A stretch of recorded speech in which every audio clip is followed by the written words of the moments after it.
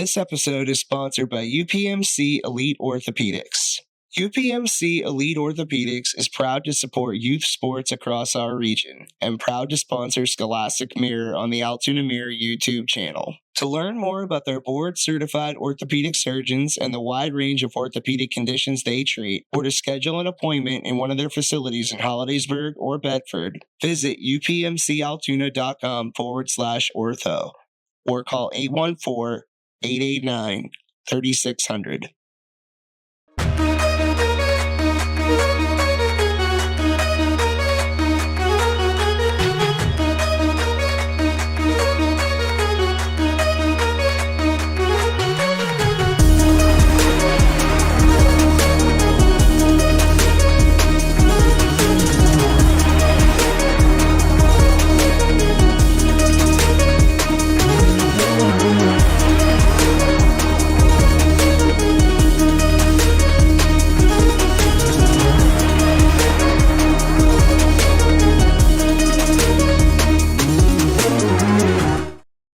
Hello again, everybody, and welcome to the final episode of Scholastic Mirror here at the Altoona Mirror on the YouTube channel for the 2024 season. It's our first time doing spring sports, and this is a special episode because we're going to talk mostly about the Hollidaysburg baseball team playing the state championship this week, but we're going to close up on some of the other baseball teams and the softball teams in our area.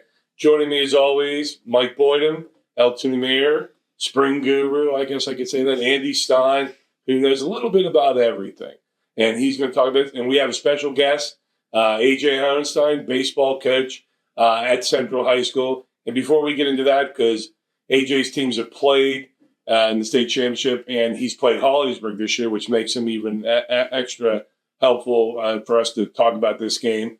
Talking about some of the other baseball teams. We had a couple of surprises, especially that Bishop Carroll team that you and I kind of talked about because they lost their first game to Central Cambria this year. Remember, they got crushed the opening day. Well, the one thing about Bishop Carroll is they played in the Laurel Highlands Conference with you, and that probably benefited them as a 1A school playing against a bunch of bigger schools like you guys. Do you agree with that? I agree for sure. I know, both them and Bishop Guilfoyle and McCourt had nice teams this year, but that's a tough conference, and that definitely gets you ready for playoffs. Do you think when teams saw their record and saw that they were under 500, because Mike and I always go at each other, it drives me nuts when I see under 500 teams in the playoffs.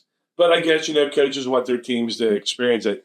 But do you think if you're a team that's like 16-5 and you see 9-12, you're thinking, oh, my kids are going to go like, oh. Well, I don't know. Now you can research and find so much, against two teams played. And, baseball especially is a game. Any given day, anybody can win. I'm sure maybe some teams, Pittsburgh area, might look at that and think that, but they don't understand the caliber of baseball the Laurel Highlands Conference was this year with the the old Mountain League teams added to it. It's a tremendous conference. Yeah, because we also have Bald Eagle area in the state championship for the second year in a row. And we had Central Cambria was a team that came out of nowhere, I think, this year, which incidentally beat Bishop Carroll. That first game of the year was like 17-0. But Central Cambria caught quite a few eyes this year. Would you not agree? Well, yeah, they only had 4 wins last season. And they have some really good athletes on that team. Grady Snyder is an incredible athlete. He plays football and basketball. Good kid player for them. He's their leadoff guy. And they were able to win their first district championship. And one of the things, and I feel like you guys should take this as a compliment, is they said it meant even more because they beat such a good program like Central and for the district title, because they know that you guys are kind of like the standard. So, what did they bring to the table this year that was so special? I thought they played with a lot of confidence for sure and a lot of energy. As you mentioned, the Snyder kid was a great player, so strong of hitter. And their pitching was good, and they kept us at bay. But I just thought that they played with some real fire and energy and confidence, and they felt like, they could beat anybody. And obviously they rolled with that and beat us in the district championship. I know I was thinking about that as I was sitting here raving about Central Cambria. They'll get a guy right across me, his team lost. But that's why he's such a gentleman that he came and still did our show. Also, talking about teams that are confident, go to softball. Claysburg Kimmel was a team that was never short of confidence, but they kind of ran into and that team, Carmichael's, I think, kept going. Yeah, and that was a third place team there. And the team that Hollidaysburg's playing in the finals is a district runner-up as well, Governor Mifflin. Central has won state championships coming from the runner-up. So how do you overcome losing that district championship game? Obviously, it's not like football where you're done. How do you overcome that and just refocus for the state playoff? We just tell our kids we need to reset, and a lot of times we say we're going to see that team again at some point. The state playoffs are a real tricky time of year with graduation, school being out, and keeping the kids focused and doing what they need to do. Summer baseball starting for some of our younger kids, and we've been fortunate that we've had some really good kids that have stayed focused through that end of the school year. And then Bishop Carroll, if you remember, we were working at Bishop Carroll baseball was a runner-up. Went on the road closer to, was it Clarion? They went up at DuBois. And they won. And I was like oh my God, I can't believe this team. They're under 500. Clarion was the defending state champion. That probably didn't surprise you, though, did it? No, it didn't. But, Clarion is the defending state champion. They had most of their team back, and I know they beat a real good DuBois Central Catholic team in their district championship, who I think won single A the year before that state championship. So you never know. That's what makes baseball fun. And speaking of fun here, the people in Hollidaysburg are getting ready to head down to Penn State to do that on Friday. And before we talk about that a little bit, Mike got to talk to Hollidaysburg coach John Schinnell for a little bit just to ask him about his thoughts as they're getting ready for this game. Coach, what's that feeling going to be like on Friday when you take that field for the state championship game? It's going to be a great feeling. We talked about it already with the players, and we talked about enjoying this experience in the run, but they do realize that there's one more game to be played. So I think when they initially hit the field, hopefully the nerves will be gone, and they'll just settle in and play another good baseball game. District 6 has had a lot of success in baseball in this area, more success than many other sports. What do you think it is about baseball in this area and District 6 specifically that you guys have been able to find so much success at the state level?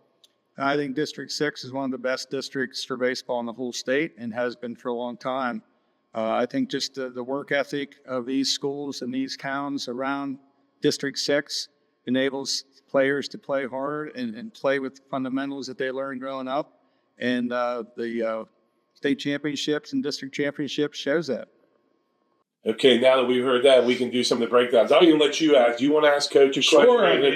You involved in? You touched on this just a little bit ago about you were part of both the Mountain League and you were part of the Laurel Hounds for a year before it all meshed together. But we talk about it a lot in both baseball and softball. I mean, the Laurel Highlands is just outstanding in both sports. So, I can't imagine. Do you think that there's a conference like this in the state that's better than the Laurel Highlands? There's no small school conference, as good as the Laurel Highlands Conference. I'd put them up against anybody. And I told, obviously there's some strong Laurel Highlands teams last year, but adding those Mountain League teams in, they can beat you anytime, especially when they go to your place. And that just made, our baseball conference so much stronger. Yeah. You have one, because I want to ask him about what makes Kensinger, Carson Kensinger, the pitcher for Hollidaysburg. Mike had in his story. Hollidaysburg 17-5. Carson Kensinger's 10-0. 10-0. Yeah. And the kid's been pitching, I know, since ninth grade, because I couldn't believe when they were playoff games and he was pitching as a ninth grader. What makes this kid so tough? Because I got to think they know what's coming, but you still don't be able to hit. I think it's the central bloodlines, maybe. Which you got to read about in the Altoona Mirror this week. We didn't want to give away too much, but now when Carson was a freshman, we scrimmaged him the first scrimmage of the year, and they, Hollidaysburg traditionally has, some good baseball, some good pitching, especially. And I thought they're throwing a ninth grader to start their first scrimmage, and I saw what he had, and he's obviously developed since then. And you look at his stats; they're off the charts. And I think the big thing with him is he's confident. He throws strikes. He's not going to overpower you, although with throwing his changeup and curveball for strikes, it makes his fastball look that much faster. Yeah, I think he's mid-80s fastball, but he locates it, and he's outstanding, and hopefully he can go for him on Friday. Well, that's good. Leads into my question. I talked to Coach Schimmel, and he said everyone's going to be available on Friday's game. The pitching rules are you have to have 3 days rest after you throw 105 pitches in playoffs. Now, if you were in this situation, how would the communication go with you on whether you pitched your star pitcher on those 3 days rest? I know normally you would probably like to give them a little bit more space. If you were in this situation, would it be the kid's decision? Would it be something you would decide? What would go into that? Well, I think it's definitely the kid's decision. I mean, we've had kids that say they could throw the next day after throwing 100 pitches, and some kids need 5 or 6 days rest. I think you need to look out for the player's health. I'm sure Kensinger's gonna want to go, and we've been in that situation before where we've started a guy. I think that's tough when you're starting like that. And I don't know the plan, and I'm really excited for Coach Schimmel and Coach Porter. Happy for them, but it would be nice to have Kensinger in your back pocket, that the other team knows he's in the dugout lurking, and he can come in at any point in time. But that's a decision they'll make, and I'm sure they'll make the right one. And you've covered these games, so he sounded like this kid's fearless. Yeah, like the pictures that we have that we're trying to figure out what to put in with the story. Just the look on Carson's face, the kid does. He looks like I'm not afraid. He's confident, good, and like I said, I just saw him at their practice. He's wearing a walking boot, and I was like, "Are you going to be okay to go?" And he says, "Oh, there's no way I'm not playing on Friday." Could you pitch with a walking boot on? Would they let? Would the PIAA? Is there anything against that? I'm just curious. Because football players, you're a football coach. You've had linebackers, I imagine, with a cast on. But that's fun. Carson's dad, Ed, he played in the state championship for Central. Central's pitcher threw with a cast on his glove hand. I'm not sure. So, I'm sure he'll figure out a way. Well, just the other thing, too, about ninth graders playing this Bolin kid, freshman. I mean, since I always say you're the one who's closest to being remembered and being in high school at the age of 34. Can you imagine being a 15-year-old kid that had to do what this Vince Bolin did for Hollidaysburg? To go in and was it 1 out or 2 out? Had to get 1 out. The bases were loaded. The bases loaded. I think it was a 3-run game. So if he gives a grand slam, it's game over. But that's got to be hard. That's a really tough position to put a freshman in. We were just talking about that on Monday when the game was going on. Because we were watching his Twitter account on. How do you put a freshman in that situation? But I am wondering. Let's say, and we were talking about this before we came off camera, that the weather doesn't look great on Friday, so this could be moved back to Saturday. Does the plan change at all if the game's moved to Saturday, do you think? I think for sure that gives, Kensinger another day to rest. Yeah. But, the Bolin boy, he no-hit us in JV game this year. And, he's an outstanding pitcher, has a bright future also. Did you ever have to put any ninth graders in a game that was because you've had a couple states? Can you, off the top of your head, how they responded? I don't know that we've pitched any freshmen in state championship games, but we've had freshman position guys. And, again, we're fortunate that our kids know that the best kids are going to play, and there's no animosity or anything. And, they often treat those ninth graders better than they treat their senior classmates. Now, one of the things also, Mike wants to cut in on this one too, but if you're going to beat Kensinger, is it they have to be patient and waiver pitch, or do you have to get up there and be aggressive, like right off the bat? I don't know. Because nobody's beating him yet. Sure, it's tough, and you look at his walk to strikeout ratio, it's unbelievable for any level. But he's going to throw strikes, so you better go up there, looking to get a pitch to hit, because he's not going to walk you. And I went and met too. I saw Bolin, he faced the Ryder commit too. Yeah. I saw, the Division I commit and struck him out, which was pretty neat to see. And you said in the game that Wadle won, Wadle didn't strike out a lot of people, but he let his defense play defense behind him. He did. He threw strikes. He threw strikes, and you said their defense made some nice plays in the outfield. Actually, Hollidaysburg has not made. They've played really good defense. That's been the key. actually neither team made an error in the semifinal game. And I don't know how many times I've talked to you after games where you've said defense is what's going to win these games. And that's especially, you look at the scores of these games, they've been winning 3-2, 3-1, 4-2. These are games that one error can make a huge difference. And the Governor Mifflin in their semifinal game, they were the beneficiaries of 5 errors by Selinsgrove, and that's how they kind of broke that game open. So if you're going to make mistakes like that, it's going to really hurt you at this level. And my other question is, you, just because you played Hollidaysburg, they were down big, came back and beat Hollidaysburg. In hindsight, it's always 2020. But if somebody would have told you after that game, I think this Hollidaysburg team has a chance to go to the state championship. I mean, would you? Hey, I'll be honest. My kids went to Hollidaysburg. I like Hollidaysburg. They had some strugglers early on, and I thought this team should be better than what they were. I can't believe this team isn't being there. Hey, I was wrong. Look how they got better. They got better. Did you think that they had any? No, honestly, no, not for a state championship. And number one is because Central Mountain's in their class. Central Mountain's so good every year. And again, to take nothing away from Hollidaysburg, and I'll be rooting for them for sure on Friday. But they do have a talented lineup 1 through 9. The Heilman kid is really good, as well as some other guys. So there's no holes in the lineup there. Again, I think Gibbons has come along hitting there the second half of the year and is a good catcher. But baseball, you get hot at the right time. We've done it before, and I think that's what's interesting about baseball and compared to football and basketball. Usually the best team wins in football and basketball. Baseball, there's so many dynamics you can't control in the game. Like the Texas Rangers won the World Series. They didn't even win their division last year. Didn't even win their division. Yeah. Just saying. Before we jump into our segment at the end, we've got some nice ads here from Coach. Brought us here. Was this the 3 different hats? Am I correct there? Yeah. 3 different hats. Not to be confused with the Cincinnati Reds, etc. But we are allowed to wear these as long as I'm not in front of Homer DeLautre anywhere in Blair County. And I think even John Franco might even let me wear a Central hat, except for, was it week 2? Week 2. Yeah, I'll get you a Mo. I wear a Mo. No, it's week 3 this Week year. 3? I can't wear it on week 3, but we appreciate. We might decorate that with these. We don't know. We're not.